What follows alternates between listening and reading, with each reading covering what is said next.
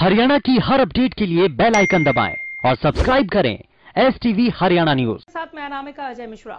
हर रोज record तोड़ मामलों ने केंद्र और राज्य सरकारों की टेंशन बढ़ा दी है। इसी बीच कोरोना पर लगाम लगाने के तमाम कदम उठाए जा रहे हैं, लेकिन यह आंकड़ा तभी काबू हो पाएगा जब आप और हम अपनी जिम्मेदारियों को बेहतर समझेंगे और समझते हुए सरकार का सहयोग करेंगे। किसी दूसरे के लिए नहीं, बल्कि अपने और अपने परिवार की सुरक्षा के लिए। कोरोना को लॉक करने के लिए नियमों का पालन करना बेहद जरूरी है।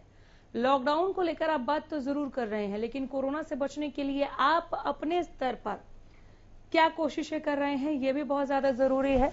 और निसंदेह ऐसे में सरकारी और प्रशासनिक कोशिशों पर भी बात करना बहुत ज्यादा जरूरी हो जाता है। बहुत ज्यादा वक्त मिला तैयारियां करने के लिए, लेकिन तैयारियां नहीं हुई और मंजर कुछ इस तरह से सामने आया जो अब देखा नहीं जा रहा। हालात बेकाबू हो गए हैं, लोग मर रहे हैं, शमशान घाट में जगह नहीं है। अब तो पार्किंग में भी शमशान की जगह नहीं बची जहां पर शवों को अग्नि दी जा सके। नियम कायदों की पालना नहीं हो पा रही है, रीति रिवाज के हिसाब से अंतिम संस्कार तक नहीं हो पा रहा है।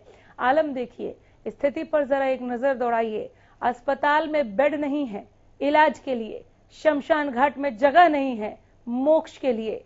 ये कैसी स्थिति है, ये कैसी विडंबना, और इसके लिए जिम्मेदार कौन है, इसी पर बात करेंगे। ये पूरा खास कार्यक्रम कोरोना को लेकर, जिसे उखाड़कर फेंकना है, और ये चौतरफा सहयोग से ही होगा। आप अपने स्तर पर क्या काम कर रहे हैं, किस तरह से बचाव के लिए कोरोना के खिलाफ जो तय मापदंड है उनको फॉलो कर रहे हैं, आस पड़ोस में क्या चीजें देख रहे हैं, जब अस्पताल पहुंच रहे हैं वहां पर कैसी चीजें सामने आ रही हैं, एम्बुलेंस को फोन करते हैं, एम्बुलेंस समय पर पहुंचता है क्या। ये कई ऐसे सवाल हैं जिसका जवाब इस वक्त आवाम मांग रही है। हरियाणा में भी हालात बेकाबू हैं, कोरोना बेलगाम है। इस ब्रेक फेल कोरोना को कहीं तो रोकना होगा, कहीं तो जाके ये ग्राफ ठहरेगा जो लगातार बहुत तेजी के साथ ऊपर की तरफ बढ़ता ही चला जा रहा है। और केवल नए मामलों में इजाफा नहीं है, नए मामलों का ही ग्राफ ऊपर नहीं जा रहा, डेथ रेट का ग्राफ भी बहुत तेजी के साथ ऊपर जा रहा है। ये आंकड़े चौंकाने वाले हैं, परेशान करने वाले हैं। जिधर देखो चित्कार ही चित्कार है, चीखें हैं, दर्द है, कराहना है।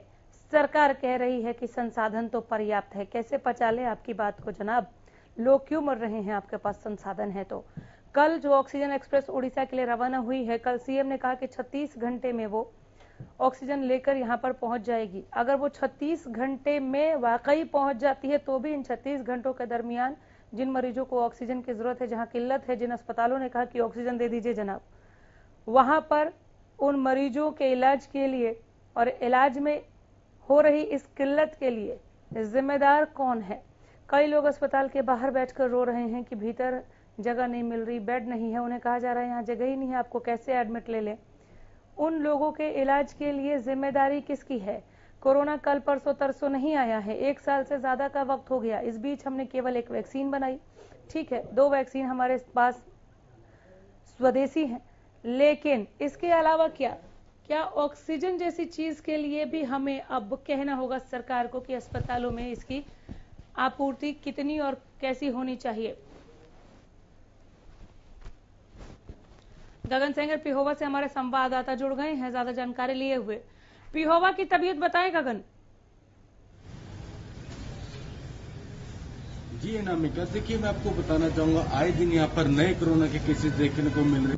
देखा जाए तो प्रशासनिक अधिकारियों के द्वारा भी लोगों को और देखा जाए तो बात की जाए तो आए दिन लगातार कोरोना के बढ़ते संक्रमण को देखते हुए कि लोगों में इस बात का भी डर हो चुका कि अब जिस हिसाब से शाम 6 बजते सारी कर्फ्यू लग जाता है, तो लोगों को अब इस बात का भी डर लगने लग गया कि अगर इसी तरह से कोरोना केसेस लगातार बढ़ते रहेंगे तो कहीं लॉकडाउन की स्थिति न बन जाए। जी थोड़ा कैमरा घुमाते हुए चीजें दिखाएंगे, स्थिति बताएंगे, कोरोना को लेकर ताजा अपडेट भी बताइए, ऑक्सीजन, वेंटिलेटर, ये तमाम चीजें बताइए। अस्पतालों में कितने बेड कोविड के लिए रखे गए हैं, कितने परसेंटेज निजी अस्पतालों के लिए कहे गए हैं, अस्पतालों के बाहर मरीज खड़े हैं क्या, एम्बुलेंस की कैसी सुविधा है। गगन, बहुत व्यापक विषय है, थोड़ा और तफसील से बताइए, पूरा पिहोवा सुन रहा है। जी देखिए नामिका, इस समय मैं पिहोवा के सामुदायिक स्वास्थ्य केंद्र में मौजूद हूँ, जहाँ आप देख सकते हैं कि हॉस्पिटल में किस तरह से लोग पहुंच रहे हैं कि लोग अपनी दवाइयों को लेकर और लोग मास्क का प्रयोग कर रहे हैं। तो देखा जाए तो सभी में एक इस तरह का खौफ देखने को मिल रहा है कि कहीं कोरोना केसेज जिस हिसाब से कोरोना केसेज बढ़ रहे हैं तो आम जन के लिए काफी खतरनाक हो चुका है। तो देखा जाए तो जो हमारे डॉक्टरों द्वारा बातचीत हुई तो उनका कहना ही है कि हम हर एक मुश्किल से लड़ने के लिए तैयार है। तो देखा जाए तो आप देख सकते हैं कि जो भी लोग यहाँ पर मौजूद है वो मास्क का प्रयोग कर रहे हैं। देखा जाए तो उनको इस बात का डर है कि अगर तो कहीं कोरोना जो दूसरा चरण है कोरोना का, ये ही बहुत खतरनाक चरण है। तो देखा जाए तो जो यहाँ से कोविड इंचार्ज भी थे डॉक्टर अरुण गोत्रा, जो पूरे 1 साल से कोरोना हीरो के नाम से जाने जा रहे थे पिहोवा के अंदर, तो वो कोरोना पॉजिटिव आ चुके। तो देखा जाए तो लोगों के अंदर भी और जो यहाँ पर हॉस्पिटल के जो स्टाफ है उनमें भी डर देखने को मिल रहा है कि कोरोना केसेस जिस हिसाब से बढ़ रहे हैं तो डॉक्टरों को ही हो चुका है, तो आम जन का क्या हाल होगा। जी और बात की जाए तो डॉक्टरों के द्वारा हमारी जब बात हुई है तो उनका कहना है कि वो किसी भी मुसीबत से लड़ने के लिए तैयार है। बात की जाए तो ऑक्सीजन को लेकर या वेंटिलेटर को लेकर या बेड को लेकर, जो भी उन्होंने अपने हॉस्पिटल के स्टेशन बनाए हैं कि जहाँ पर उनको कोरोना मरीज रखे जाएंगे। तो देखा जाए कि पूर्ण रूप से उनकी तैयारियां हैं कि किसी भी समस्या से लड़ने के लिए। जी मरीजों के साथ बातचीत संभव है जिनसे ये पता चल सके कि उनको कैसी सेवाएं मिल रही हैं, कैसे सुविधाएं मिल रही हैं, इंतजार करना पड़ रहा है क्या, और सभी कोरोना के लिए ही पहुंचे हैं या कुछ और बीमारियों के उपचार के लिए भी जो पहुंच रहे हैं उन्हें ओपीडी की सुविधाएं मिल रही हैं कि नहीं। जरा पूछिए कि आपको जो सेवाएं मिल रही हैं उससे संतुष्ट है। आज आप यहाँ पर दवाई लेने आए हैं तो ओपीडी के अंदर आए हैं, तो आपको किस तरह की यहाँ पर सेवाएं मिल रही है। जी हाँ जी, अच्छी मिली है, कोई परेशानी आपको हो रही हो जिस हिसाब से आप आपने कोरोना टेस्ट करवाया, वैक्सीनेशन लगवाई, आपने वैक्सीनेशन लगवा चुके आप, तो आपको लगवानी चाहिए ना वैक्सीनेशन, क्योंकि देखिए आप लगातार कोरोना केसेस बढ़ रहे हैं। ठीक है, मैं बीच में रोक रही हूँ। गगन एक अहम सवाल। कल से 18 साल से ऊपर के लोगों को वैक्सीन लगाई जानी है, पिहोवा में वैक्सीन की खेप पहुंची क्या? जी देखिए, कल से 1 मई से जो 18 साल से ऊपर के जो नौजवान है युवता है, तो उनको सभी को कोरोना वैक्सीन लगी जाएगी। तो पूर्ण रूप से यहाँ पर तैयारियां देखने को मिल रही है कि उनका कहना है कि उन्होंने ऑनलाइन रजिस्ट्रेशन के लिए भी सभी को लिंक वगैरह भेज दिया। वैक्सीन पहुंची क्या? वैक्सीन तैयारियों में सबसे अहम है वैक्सीन का मौजूद होना। क्या इतनी तादाद में वैक्सीन की खेप आई है कि वैक्सीनेशन हो? जी बिल्कुल, यहाँ पर वैक्सीनेशन पहुंच चुकी है। और आपको बताना चाहूंगा, हमारी डॉक्टर से बात हो चुकी है, तो उनका कहना है कि कल से अलग अलग जगह जाकर भी, सार्वजनिक स्थानों पर जाके कैंप जाकर भी लोगों को वैक्सीन लगाई जाएगी। और वैक्सीन की यहाँ पर हॉस्पिटल में, पिहोवा सरकारी अस्पताल में पहुंच चुकी है। जी चलिए, बहुत अच्छी बात है। नजर बनाए रखिए, अपडेट के लिए लौट कर आती रहूंगी। पूर्व निदेशक स्वास्थ्य सेवाएं हरियाणा से हमारे साथ डॉक्टर पंकज जुड़े हैं। डॉक्टर पंकज, एक बार फिर स्वागत है हरियाणा न्यूज पर। नमस्कार सर। कल से मेगा वैक्सीनेशन शुरू होने जा रहा है। चूंकि 18 वर्ष के ऊपर के सभी लोग चाह रहे हैं कि सबसे पहले उनका नंबर आ जाए और उनको वैक्सीन लगा दी जाए। और अभी तो लोगों में यह है कि कोविशील्ड या कोवैक्सीन कुछ भी लगाएं, लेकिन लगाई जाए ताकि हम कोरोना से लड़ने के लिए थोड़ा ज्यादा मजबूत हो जाएं। क्या सरकार तैयार है इसके लिए? देखिए, हरियाणा प्रांत में जो वैक्सीनेशन जो पहले से जो खेप आई हुई है वो तो सभी जिलों में उपलब्ध है ही, लेकिन इसके लिए कल की जो है उसके लिए अलग से कोई वैक्सीन आई है और कोटा फिक्स हुआ है, उसके बारे में जानकारी नहीं है। क्योंकि ये वाली वैक्सीन तो अभी जो पुराने लोग हैं, 45 साल से ऊपर के लोग हैं, हाँ। उनको गवर्नमेंट में फ्री और बाहर पैसे देकर लग रही थी। लेकिन अब ये बाहर जो है 1 तारीख के बाद शायद बाहर लगनी बंद हो जाएगी, और जो बुजुर्ग हैं और जो 45 साल से ऊपर के लोग हैं उनको भी सरकारी हॉस्पिटल्स में ही ये वैक्सीन लगवानी पड़ेगी। प्राइवेट हॉस्पिटल्स में सप्लाई कल से बंद हो जाएगी। वैसे भी जहां तक मुझे जानकारी है कि 4-5 दिनों से गुड़गांव में वैक्सीनेशन का प्रोग्राम प्राइवेट सेक्टर्स में तो वैसे ही बंद हो गया था। तो अब नई खेप अगर आई होगी इसकी मुझे जानकारी नहीं है, क्योंकि इस तरह की चर्चा भी नहीं आई है और इस तरह की खबर भी नहीं आई है कि नई खेप आ रही है। लेकिन जो पहले से पड़ी हुई डोजेज है उन्हीं को बाइफरकेट करना पड़ेगा अगर जब तक नई खेप नहीं आएगी। और ये अगर अभी ऐसी सिचुएशन है डॉक्टर पंकज कि जब तक नई खेप नहीं आएगी तब तक इस तरह से चीजें आगे बढ़ानी है। 1 तारीख क्या बहुत जल्दी में अनाउंस कर दिया गया, एक तारीख है, एक तिथि है, थोड़ा और वक्त सरकार लेती तो बेहतर ये वैक्सीनेशन हो सकता था, या वक्त लेने के लिए वक्त बचा ही नहीं है इसलिए जल्दबाजी में 1 तारीख की घोषणा कर दी गई? देखिए, ये जो थी स्वाभाविक रूप से काफी स्वास्थ्य विभाग के लोगों की, प्राइवेट सेक्टर की भी बहुत बड़ी मांग थी कि इसको सभी के लिए ओपन किया जाए, क्योंकि बहुत ज्यादा केसेस आ रहे थे तो उनको कंट्रोल करने का ये माध्यम था।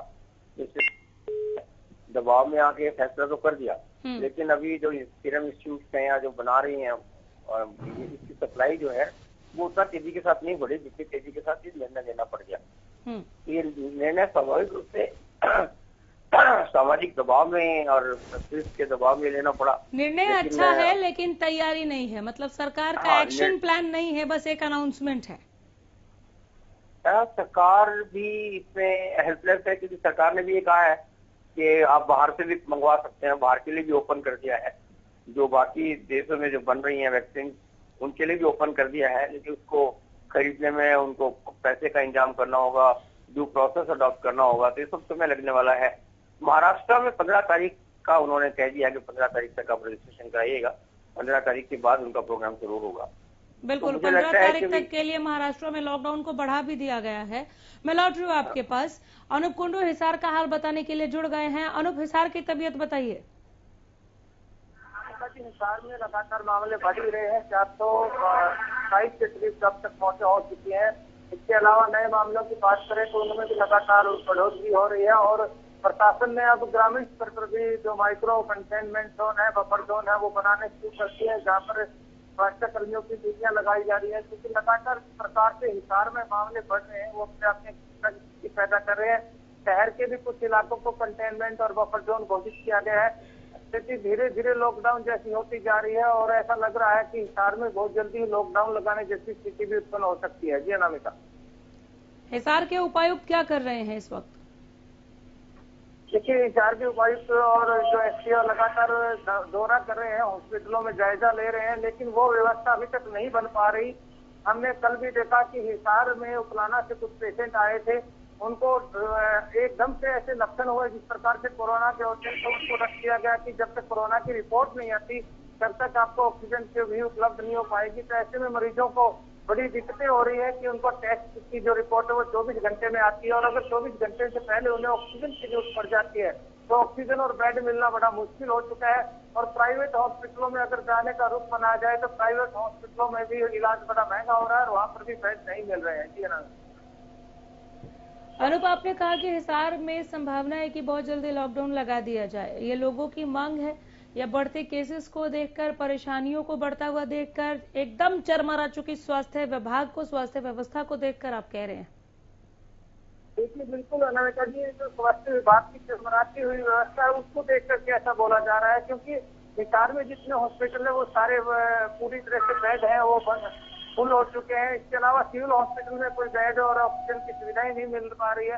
तो अभी तो ये हिसार प्रॉपर हिसार जिले की स्थिति का वायरस ऐसे बढ़ते बढ़ते गांव तक चला गया, और गांव बीजेपी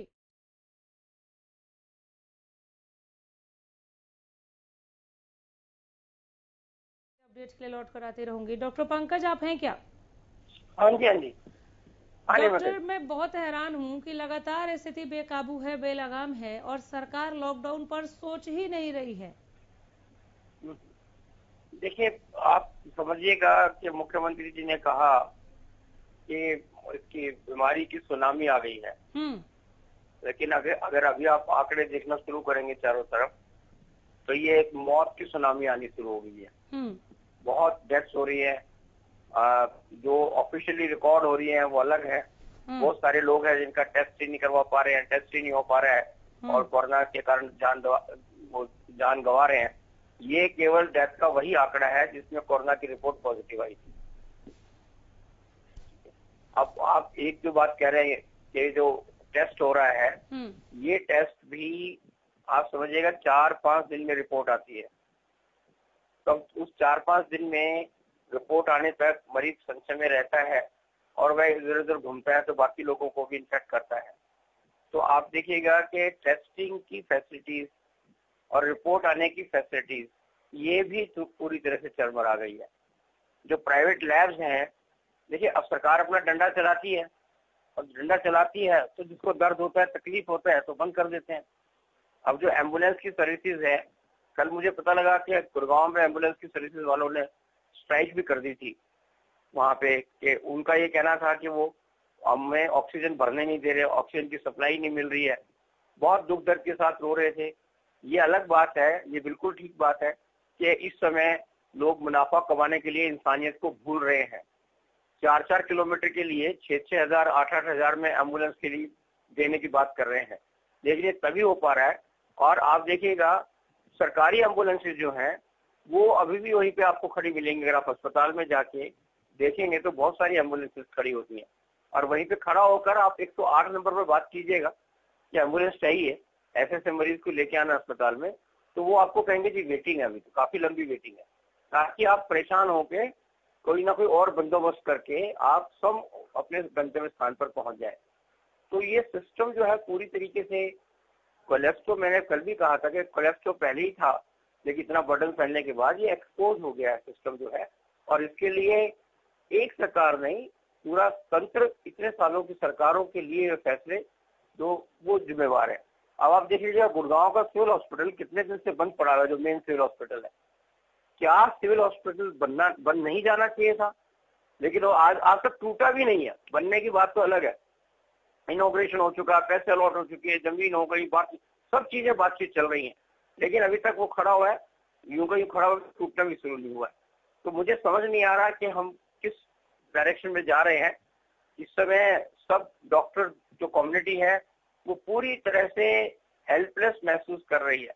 वो अपने परिवार के लोगों को भी, रिश्तेदार के लोगों को भी ना कहीं बेड दिला पा रहे हैं, ना ही इंजेक्शन दवाइयां दिला पा रहे हैं। और अब नए ऐसे बातें जब देखिए जब अवेलेबल नहीं करा रहे हैं, तो अभी आया कि रेमडेसिविर जो है ना वो केवल वहीं पे दी जाएगी जहाँ पे आईसीयू हो। तो ऐसे वो डिसीजन जो है वो लाभ दिए जाते हैं, जिनके कारण बहुत सारे लोग बहुत परेशानी में हैं। जैसे मैंने आपको कहा था कि जो पुलिस ने बहुत बढ़िया काम किया, 20 एम्बुलेंसेज उन्होंने बनाई, लेकिन उसके साथ एक कंडीशन लगा दी कि जब आपको डेफिनेटली हो जाएगा कि आपका एडमिशन यहाँ पे हो गया है, वो आप स्लिप दिखा देंगे, तभी आपको वहां पे एम्बुलेंस लेके जाएगी। अब देखिएगा ये कैसे संभव है कि बगैर मरीज के कोई हॉस्पिटल किसी को एडमिट कर ले, उसको एडमिशन का स्लिप को दे दे कि जी हाँ आ जाइएगा, हम आपको यहाँ एडमिट कर देंगे। ये संभव ही नहीं है, पॉसिबल नहीं है, ना सरकारी में पॉसिबल है ना प्राइवेट में पॉसिबल है।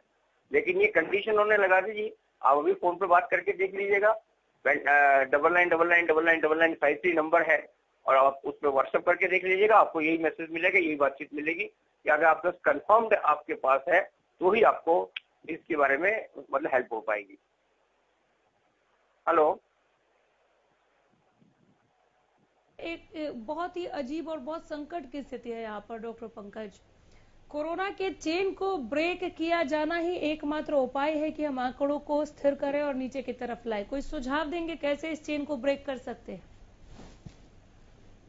देखिए बहुत देरी हो चुकी है, मुझे नहीं लगता कि अब एक ही अस्त्र है कंप्लीट लॉकडाउन का, लेकिन मुझे नहीं लगता, ये भी समझ में नहीं आ रहा है कि भी कंप्लीट लॉकडाउन भी कितना हेल्पफुल होगा। क्योंकि ये बहुत मतलब देखिए पिछली बार अगर अप्रैल की स्थिति देखेंगे तो ये कुछ लिमिटेड शहरों में था, बिल्कुल, लेकिन आज और लिमिटेड शहरों में था और लिमिटेड नंबर में था।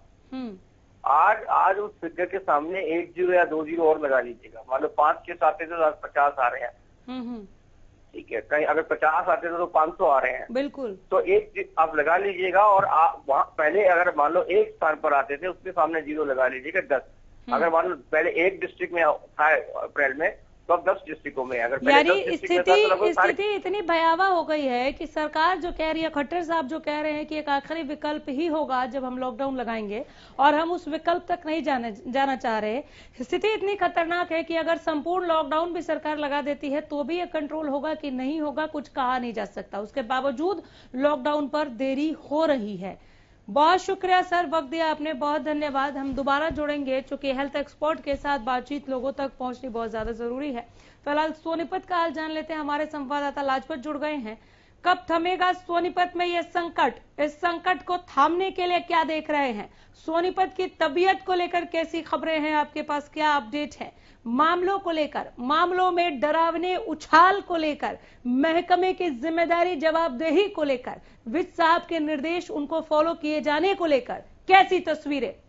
लाजपत जी बिल्कुल अनामिका, देखिए सोनीपत की जो तस्वीरें हैं वो एक दिल को चोट पहुंचाने वाली है, क्योंकि लगातार जैसे जैसे वक्त बढ़ रहा है वैसे वैसे कोरोना के पेशेंट बढ़ रहे हैं, लेकिन लोगों के अंदर अभी भी वो डर नहीं दिखाई दे रहा। इतनी मौतें हो रही हैं लगातार जैसे कोरोना के पेशेंट बढ़ रहे हैं, लेकिन लोग अभी भी लापरवाह हैं। दिल्ली की दहलीज पर बैठे किसान, इनके भी टेस्टिंग अभी तक नहीं शुरू की गई है। प्रशासन की तरफ से जरूर कहा गया है, लेकिन किसानों ने साफ इनकार कर दिया है कि कोरोना है ही नहीं। तो ये बिल्कुल दिल पर चोट मारने वाली बात है। और सोनीपत एनसीआर दिल्ली नजदीक होना ये काफी खौफनाक बात है, क्योंकि दिल्ली के नजदीक होना और 70% जो लोगों का आवागमन है वो कहीं ना कहीं दिल को चोट मारता है। और लगातार जैसे कि दिल्ली के काले बादल जो दिल्ली के सोनीपत पर बरसते हैं, तो कोरोना लगातार अपनी पीक पर है। स्वास्थ्य विभाग की टीम जो है, जिसको कोरोना योद्धा कहेंगे, वो अपनी पूरी जो एक एक लोगों की जान बचाने पर प्रयासरत है। पुलिस प्रशासन प्रयासरत है कि लोगों को जागरूक करे, उनको रोकें और उनका चालान काटे, ताकि मास्क लगाए तो वो बचे, हेलमेट पहने तो बचे, लेकिन लोग लापरवाह हैं। तो ये सबसे बड़ा सवाल है कि जल्द से जल्द इस पर लॉकडाउन किया जाए ताकि लोगों की जान बचे। लेकिन जो लोग लापरवाह हैं उनकी वजह से लगातार जो है पेशेंट बढ़ रहे हैं, मौतों के आंकड़े बढ़ रहे हैं। अगर पूर्ण तरीके से लॉकडाउन किया जाएगा तो ही इस ट्रेंड को तोड़ा जा सकता है। 2020 था, उसमें आपने देखा था कि लॉकडाउन किया गया था तो ही इस बीमारी पर कंट्रोल किया गया था। बिल्कुल। और 2021 तो जो है की मांग है संपूर्ण लॉकडाउन। अपडेट्स के लिए लौट कर आती रहूंगी। फिलहाल बहुत शुक्रिया लाजपत इस तमाम जानकारी के लिए।